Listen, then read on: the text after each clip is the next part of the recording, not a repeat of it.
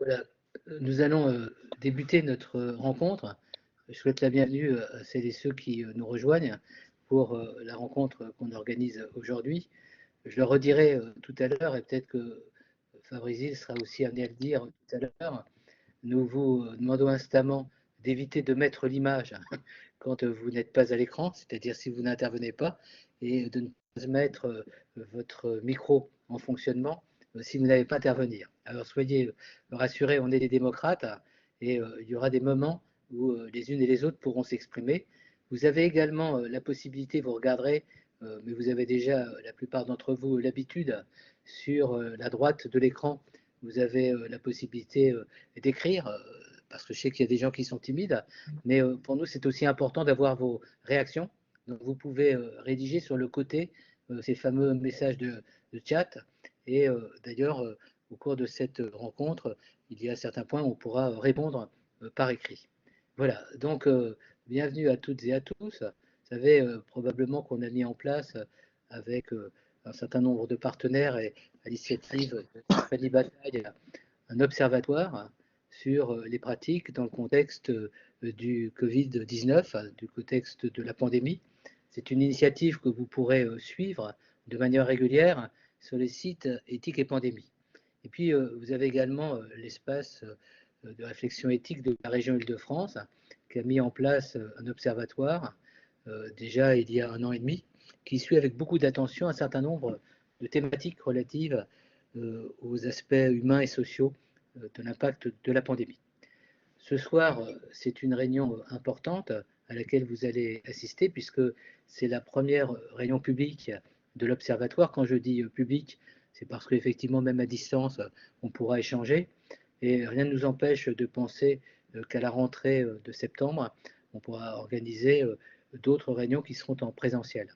Notez déjà sur vos agendas que la deuxième réunion aura lieu le 14, donc le 14 juin, et nous approfondirons un certain nombre de thèmes qu'on aura à travers les échanges aujourd'hui déjà évoqués.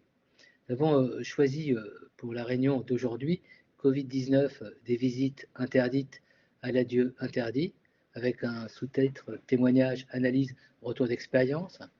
Vous vous rappelez tous du livre de Marie de Henzel, un livre important qui est L'adieu interdit, qui parle de ce qu'elle a découvert dans le cadre des EHPAD pendant le confinement, le premier confinement. Et sur la couverture, il y avait l'éditeur qui avait mis, je pense, cet appel pour ne plus jamais vivre ça. Et je pense que pour chacun d'entre nous, et vous allez le voir au cours de cette soirée, pour ne plus jamais vivre ça, c'est vrai qu'un certain nombre d'entre vous qui participé à cette rencontre, ou des gens qui sont en réseau avec nous, ont vécu pour eux l'innommable, l'insupportable, dans l'incapacité d'accompagner dignement pour essayer de lutter contre la maladie l'être cher, et souvent également lorsque l'être cher est décédé dans des conditions indignes de ce que sont les valeurs de notre démocratie, et même, et on le voit, et vous le verrez tout à l'heure, avec des interventions professionnelles indignes de ce que les professionnels considèrent comme les valeurs du soin.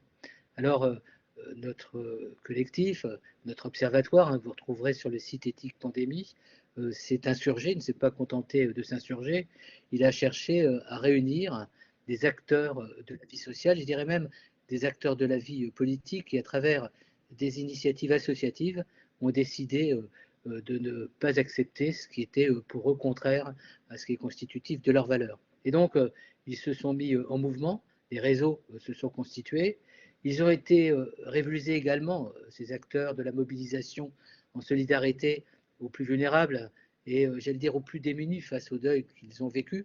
Ils ont également été totalement bouleversés par l'absence de considération de la part de l'État. Je ne sais pas si vous en souvenez, mais quand on a eu malheureusement à déplorer la 101e millier de victimes du Covid-19, aucun événement national n'a été possible, aucun moment de mémoire, aucun moment de recueillement pour tout ce que les unes et les autres avaient vécu de pathétique, d'indicible, mais qui justifiait de notre part de la sollicitude. Voilà pour la partie introductive. Et donc, je vais donner la parole dans un instant à Stéphanie Bataille, que beaucoup d'entre vous connaissent. Au cours de la prochaine rencontre, le 14 juin prochain, on évoquera l'ouvrage qu'elle va faire paraître à l'édition L'Observatoire. Mais quand on dit Covid-19, c'est le titre de notre rencontre d'aujourd'hui, des visites interdites à l'adieu interdit, qu'en est-il de l'interdit lorsqu'il bafoue, lorsqu'il piétine les valeurs essentielles auxquelles nous sommes les uns et les autres attachés en tant que démocrates? Qu'en est-il des interdits lorsqu'ils remettent en cause ce qui nous est le plus précieux, notamment nos valeurs d'attachement et nos valeurs d'amour, d'affection? Voilà des questions qui vont être posées, vous allez voir. Avant de vous présenter le programme d'une manière un peu plus détaillée, je donne la parole à Stéphanie. Bonjour, d'abord merci beaucoup Emmanuel de m'avoir écouté, de m'avoir entendu et merci à tous ceux qui sont présents. En 2 mots, moi j'ai perdu mon père qui a attrapé le Covid à l'hôpital au mois de janvier de cette année, en 2021. Et quand j'ai vu ce que j'ai vu, je me suis dit que je ne pouvais pas me taire et qu'il fallait vraiment que je raconte ce qui se passait.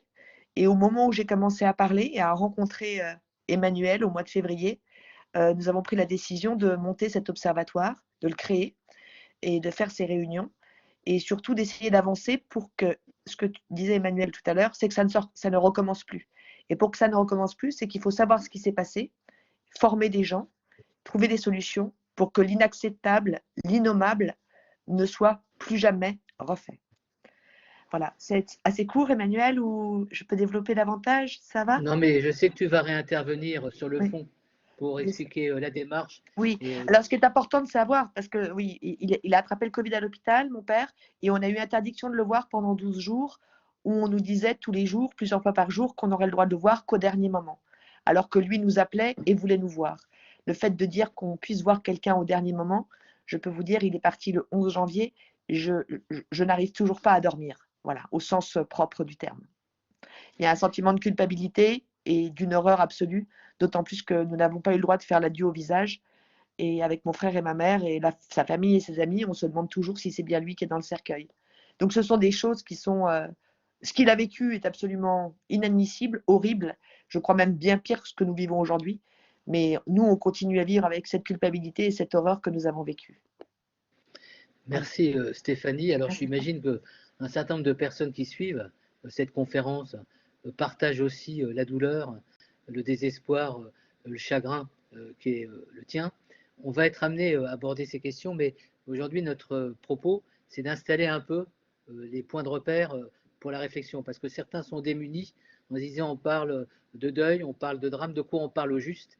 Et donc dans la première partie de notre intervention ce soir, il y aura 3 intervenants.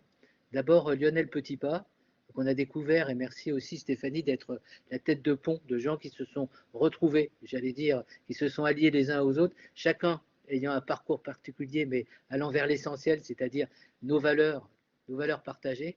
Et je donnerai donc la parole dans un instant à Lionel Petitpas, qui est le président de l'association Victimes Covid-19.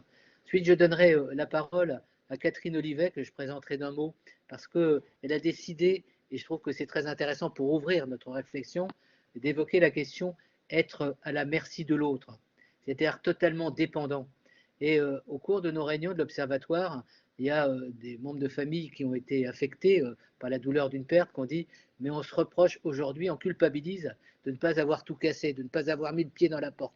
On a respecté l'autorité, être à la merci de l'autre, ça veut dire aussi que l'autre assume des responsabilités. Il y a la réciprocité, on en parlera. Puis la dernière intervenante de la première partie, et je la remercie d'être là, c'est Marie de Wenzel. Donc comme ça, avec Marie de Wenzel, qui nous a fait depuis des années mieux comprendre à la fois les enjeux de la vie jusqu'au bout et pas uniquement de la fin de vie, mais également toutes les questions du deuil.